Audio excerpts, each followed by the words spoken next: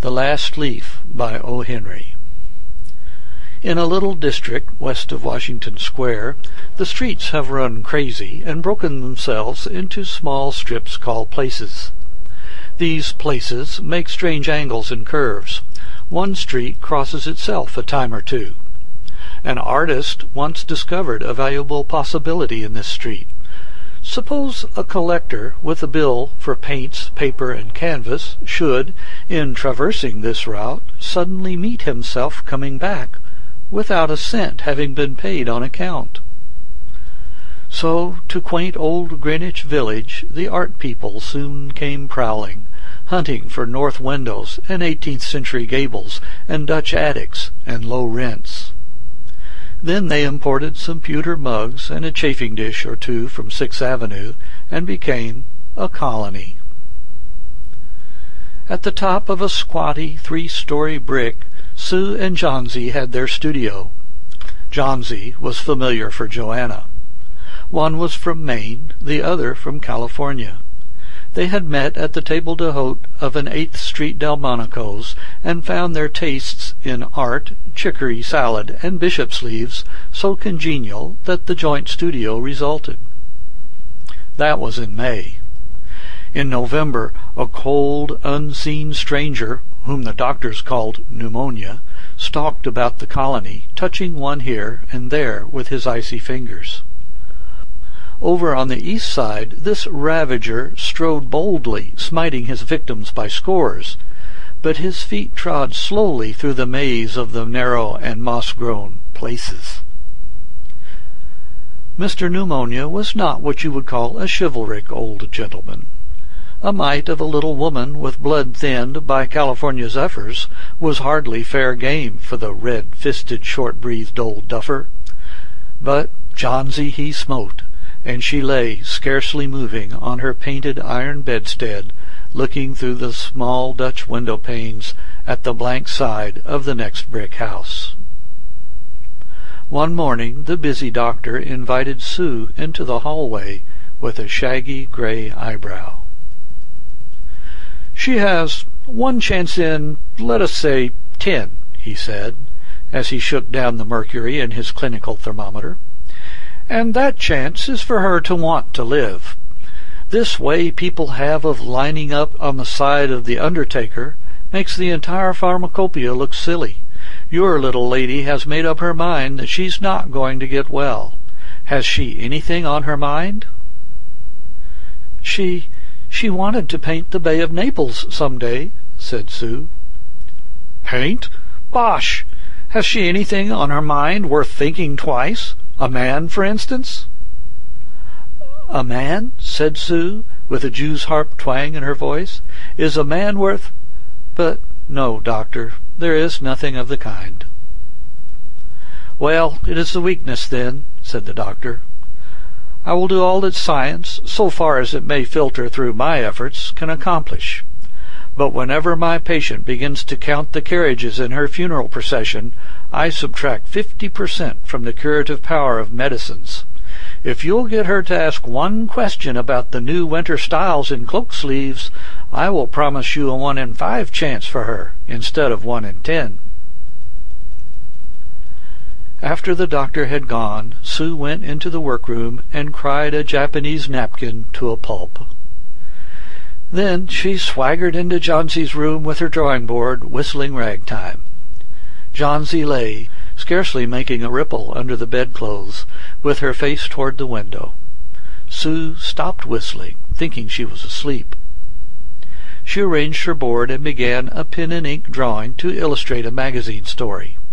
Young artists must pave their way to art by drawing pictures for magazine stories that young authors write to pave their way to literature. As Sue was sketching a pair of elegant horse-show riding trousers and a monocle of the figure of the hero, an Idaho cowboy, she heard a low sound several times repeated. She went quickly to the bedside. Johnsy's eyes were open wide. She was looking out the window and counting backward. 12, she said, and a little later, 11, and then 10, 9, and then 8 and 7, almost together. Sue looked solicitously out of the window. What was there to count? There was only a bare, dreary yard to be seen, and the blank side of the brick house 20 feet away. An old ivy vine, gnarled and decayed at the roots, climbed halfway up the brick wall. The cold breath of autumn had stricken its leaves from the vine until its skeleton branches clung almost bare to the crumbling bricks. "What is it, dear?" asked Sue. 6, said Johnsy in almost a whisper. "They're falling faster now. 3 days ago there were almost 100. It made my head ache to count them, but now it's easy. There goes another one. There are only 5 left now." "5 what, dear? Tell your Sudie." "Leaves on the ivy vine. When the last one falls, I must go too.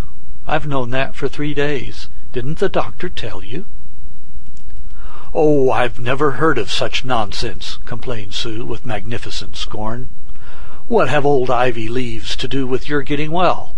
And you used to love that vine so, you naughty girl. Don't be a goosey. Why, the doctor told me this morning that your chances for getting well real soon were— Let's see exactly what he said. He said the chances were 10 to 1. Why, that's almost as good as a chance as we have in New York when we ride in the streetcars or walk past a new building. Try to take some broth now, and let Sudie go back to her drawing, so she can sell the editor man with it and buy port wine for her sick child, and pork chops for her greedy self." "You needn't get any more wine," said Johnsy, keeping her eyes fixed out the window. "There goes another. No, I don't want any broth. That leaves just 4. I want to see the last one fall before it gets dark. Then I'll go too."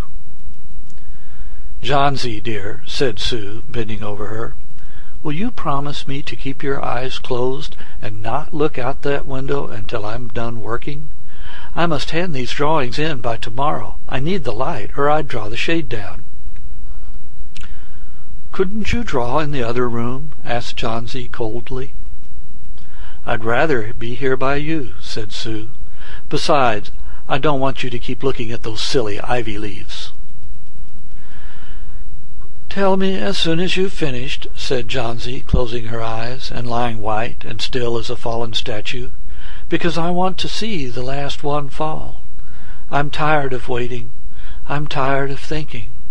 I want to turn loose my hold on everything and go sailing down, down, just like one of those poor tired leaves." "Try to sleep," said Sue. "I must call Behrman up to be my model for the old hermit miner. I'll not be gone a minute. Don't try to move till I come back."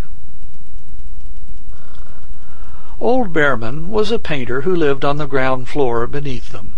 He was past 60 and had a Michelangelo's Moses beard curling down from the head of a satyr along with the body of an imp. Behrman was a failure in art. 40 years he had wielded the brush without getting near enough to touch the hem of his mistress's robe. He had been always about to paint a masterpiece, but had never yet begun it. For several years he had painted nothing except now and then a daub in the line of commerce or advertising. He earned a little by serving as a model to those young artists in the colony who could not pay the price of a professional. He drank gin to excess and still talked of his coming masterpiece. For the rest, he was a fierce little old man who scoffed terribly at softness in anyone, and who regarded himself as a special mastiff in waiting to protect the 2 young artists in the studio above. Sue found Behrman smelling strongly of juniper berries in his dimly lighted den below. In one corner was a blank canvas on an easel that had been waiting there for 25 years to receive the first line of the masterpiece. She told him of Johnsy's fancy, and how she feared she would indeed, light and fragile as a leaf herself, float away when her slight hold upon the world grew weaker. Old Behrman with his red eyes plainly streaming, shouted his contempt and derision for such idiotic imaginings. "Was," he cried, "is there people in the world mit foolishness to die because leaves they drop off from a confounded vine? I have not heard of such a thing. No, I will not pose as a model for your fool hermit dunderhead.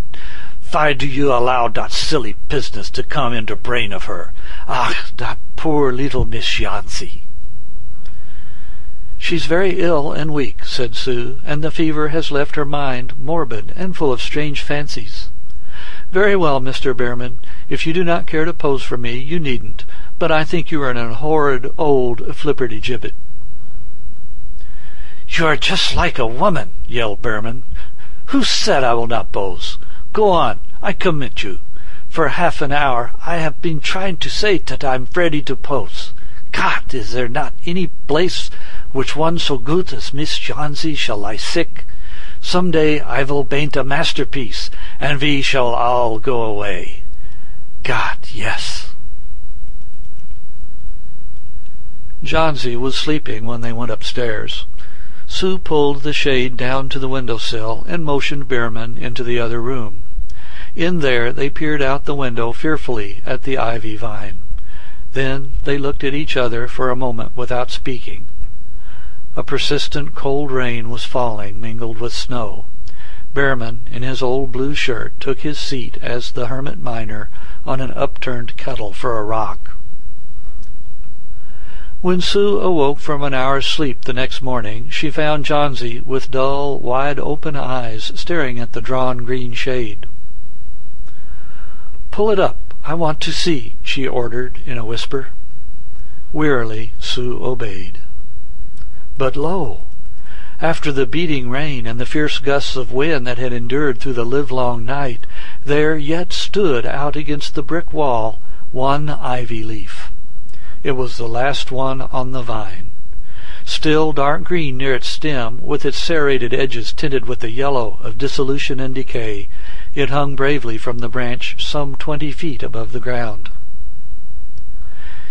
"It is the last one," said Jansi. "I thought it would surely fall during the night. I heard the wind. It will fall today, and I shall die at the same time." "Dear, dear," said Sue, leaning her worn face down to the pillow. "Think of me, if you won't think of yourself. What would I do?" But Jansi did not answer. The lonesomest thing in all the world is a soul when it is making ready to go on its mysterious, far journey. The fancy seemed to possess her more strongly, as one by one the ties that bound her to friendship and to the earth were loosed. The day wore away, and even through the twilight they could see the lone ivy leaf clinging to its stem against the wall. And then, with the coming of the night, the north wind was again loosed, while the rain still beat against the windows and pattered down from the low Dutch eaves. When it was light enough, Jansi the merciless commanded that the shade be raised. The ivy leaf was still there. Jansi lay for a long time looking at it, and then she called to Sue, who was stirring her chicken broth over the gas stove. "I've been a bad girl, Sudie," said Jansi. "Something has made that last leaf stay there to show me how wicked I was. It is a sin to want to die. You may bring me a little broth now, and some milk with a little port in it, and— No, bring me the hand mirror first, and then pack some pillows about me, and I'll sit up and watch you cook." An hour later she said, "Sudie, some day I hope to paint the Bay of Naples." The doctor came in the afternoon, and Sue had an excuse to go into the hallway as he left. "Even chances," said the doctor, taking Sue's thin, shaking hand in his. "With good nursing you'll win. And now I must see another case I have downstairs. Behrman, his name is. Some kind of artist, I believe. Pneumonia, too. He's an old, weak man, and the attack is acute. There is no hope for him. But he goes to the hospital today to be made more comfortable." The next day The doctor said to Sue, "She's out of danger. You won. Nutrition and care now, that's all." And that afternoon Sue came to the bed where Johnsy lay, contentedly knitting a very blue and very useless woolen shoulder scarf, and put one arm around her, pillows and all. "I have something to tell you, White Mouse," she said. "Mr. Behrman died of pneumonia today in the hospital. He was ill only 2 days. The janitor found him in the morning of the first day in his room downstairs, helpless with pain.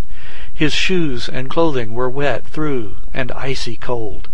They couldn't imagine where he had been on such a dreadful night, and then they found a lantern still lighted, and a ladder that had been dragged from its place, and some scattered brushes, and a palette with green and yellow colors mixed on it, and— Look out the window, dear, at the last ivy leaf on the wall. Didn't you wonder why it never fluttered or moved when the wind blew? Ah, darling, it's Behrman's masterpiece. He painted it there the night the last leaf fell."